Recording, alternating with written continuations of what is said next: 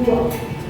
Bersama kita sudah mendengarkan firman Tuhan di dalam Injil Markus pasal 1 pada ayatnya yang pertama hingga pada ayatnya yang ke-8. Saya mengangkat sebuah tema, persiapkan hati, sambutlah Tuhan Yesus. Saudara-saudara,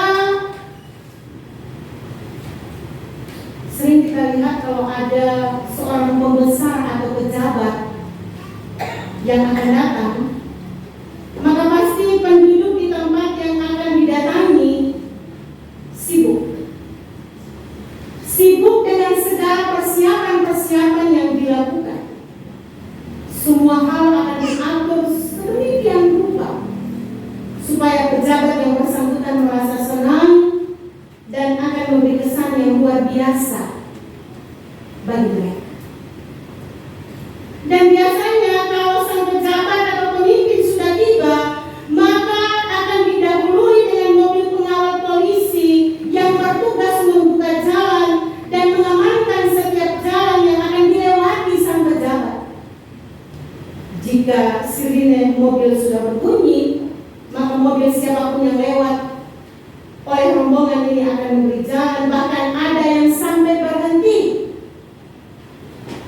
Nah, saudara, begitu luar biasanya penghormatan dan penghargaan yang diberikan kepada sang pejabat itu.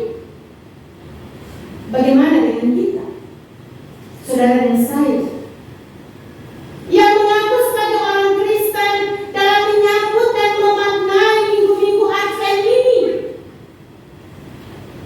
Bagaimana cara kita menyambut dan menghormati kedatangan Tuhan Yesus dalam konteks Natal dan Parousia, kedatangan Yesus yang kedua kalinya sebagai hakim yang adil?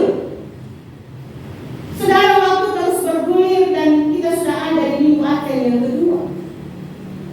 Bagaimana persiapan kita? Apakah hanya sebatas pada kegiatan seremonial belaka yang berlalu tanpa ada sesuatu yang berubah?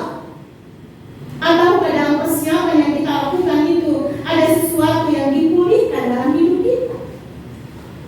Mari saudara, kita belajar dari firman Tuhan hari ini dalam Injil Markus pasal 1 ayat 1 hingga ayatnya yang ke-8. Saudara, kitab Injil Markus yang menurut para ahli adalah Injil pertama ditulis menyatakan bahwa inti beritanya adalah kabar baiknya adalah Yesus Kristus, Anak Allah. Kedatangannya yang harus dipersiapkan oleh manusia. Jika dalam menyambut seorang pembesar atau pejabat yang akan datang, kita mempersiapkan dengan baik penuh sukacita dan rasa bangga, mereka seharusnya, saudara dan saya, persiapan yang lebih baik dari itu harus kita lakukan untuk menyambut Dia yang adalah Anak Allah, yang dijanjikan untuk menyelamatkan saudara dan saya. Bahkan Dia sudah menyelamatkan saudara dan saya. Gelar Anak Allah menunjukkan keakraban hubungan Yesus dan Bapa yang memiliki satu hakikat sebagai gelar keilahian Yesus.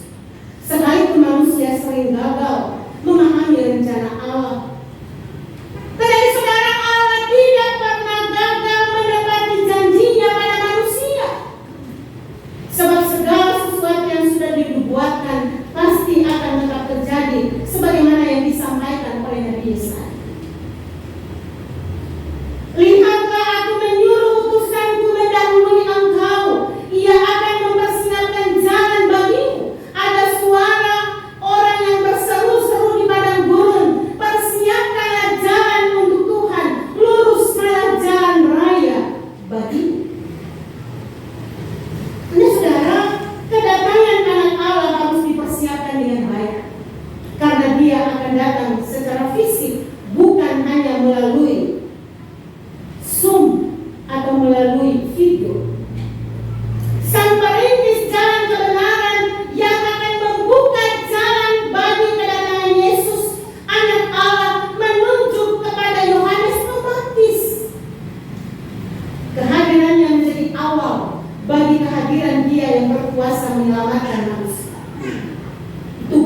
adalah membuka dan meluruskan jalan bagi kedatangan Sang Mesias, Anak Allah. Nah, untuk itu saudara, dengan lantang dan berani Yohanes Pembaptis menyerukan berita pertobatan. Untuk apa Yohanes menyampaikan berita pertobatan? Supaya umat manusia bertobat dari segala dosa dan pelanggaran. Tugas ini berat, bukan mudah. Karena di sana dia akan menghadapi tantangan, dia akan menghadapi hujatan, dia akan menghadapi cemooh, dia akan menghadapi hinaan, dia akan menghadapi penolakan, bahkan pengkhianatan. Saudara, Yohanes sudah alami. Sebagai pembuka jalan, pemberitaan untuk mempersiapkan jalan bagi Sang Juru Selamat. Kenapa? Kenapa Yohanes diperhadapkan dengan situasi? Karena jika memberi kata-kata pujian, memberi sanjungan, atau sesuatu yang menyenangkan hati orang, maka apa yang disampaikannya pasti akan cepat diterima. Tetapi saudara, Yohanes Pembaptis harus menyampaikan sesuatu yang bukan enak didengar di telinga, tetapi yang membuat hati dan telinga panas bagi yang hidup jauh dari kebenaran. Dan itu yang terjadi, saudara. Terkadang dalam menjalani hari-hari kehidupan, menjalani pergumulan kehidupan dalam dunia, sebagai manusia biasa kita juga sering menghadapi. Terkadang kita mau melakukan sesuatu yang baik, kadang kita diterima, kadang kita juga ditolak. Kadang orang menerima, tetapi pura-pura baik dengan kita, tapi di belakang dia menusuknya luar biasa. Dia memberikan salam baik luar biasa, tapi di belakang kita dia cerita kebusukan kita, dia cerita ketidakbaikan. Dan ini yang sudah dihadapi oleh Yohanes Pembaptis. Karena Yohanes Pembaptis dengan lantang, dia tidak berbicara untuk kebaikan, untuk keenakan didengar oleh masyarakat umat Tuhan pada saat itu, tetapi dengan lantang dia menyampaikan firman Tuhan supaya ada banyak orang yang datang bertobat, memberi diri mereka untuk dibaptis. Karena dia adalah pembuka jalan. Saudara-saudara, mereka menganggap bahwa mereka adalah di level aman dan mungkin merasa untuk apa bertobat. Toh mereka bangga atas pilihan. Mereka merasa bahwa saya ini adalah umat pilihan Allah. Ngapain mau susah-susah?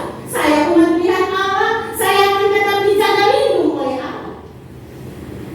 Sementara itu saudara, para penguasa merasa bahwa mereka adalah yang paling benar, sehingga tidak suka dengan namanya teguran yang melukai perasaan dan ego mereka.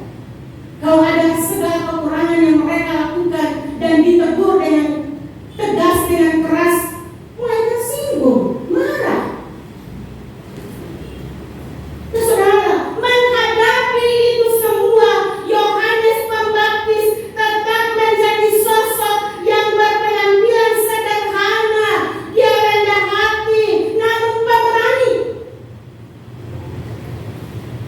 Dia tidak dipusingkan dengan hal-hal yang lahiriah, yang sifatnya material. Dia mengarahkan orang pada persiapan hati yang lebih penting daripada semua hal yang berbau materi. Dia tidak menyerah dengan segala tantangan, sekalipun nyawa taruhannya. Yang di atasnya, yang tidak, di atas dia. Bukan yang tidak dikatakan ya, yang benar dikatakan tidak. Saudara-saudara, kebenaran harus disuarakan. Apapun resikonya, dia tidak merasa sebagai orang yang penting dan berpengaruh, tetapi semua dijalaninya dengan rendah hati. Dia fokus untuk mengarahkan orang kepada Yesus, bukan kepada dirinya sendiri. Dia jujur mengakui bahwa Yesus lebih berkuasa daripada. Kadang-kadang ada orang seperti itu.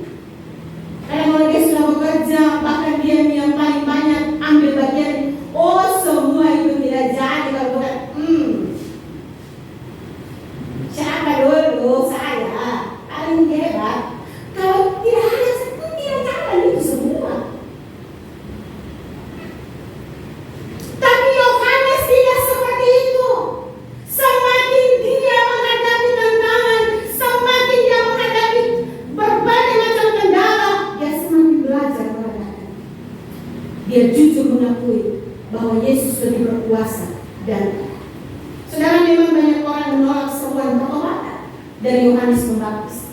Tetapi tidak sedikit juga orang yang datang mengaku dosa dan dibaptis di Sungai Yordan.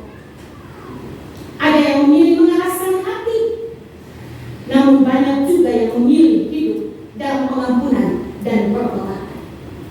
Saudara-saudara, Yohanes Pembaptis sangat meninggikan Tuhan Yesus. Dia tidak mengejar popularitas, dia menjaga dengan setia amanat sebagai perintis jalan bagi kedatangan anak Allah.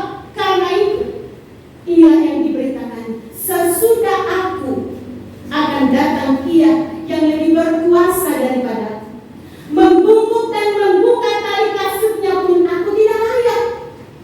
Membuka kasut, saudara, adalah tugas seorang hamba yang paling rendah. Itu berarti Yohanes Pembaptis menempatkan diri lebih rendah dari seorang hamba yang rendah.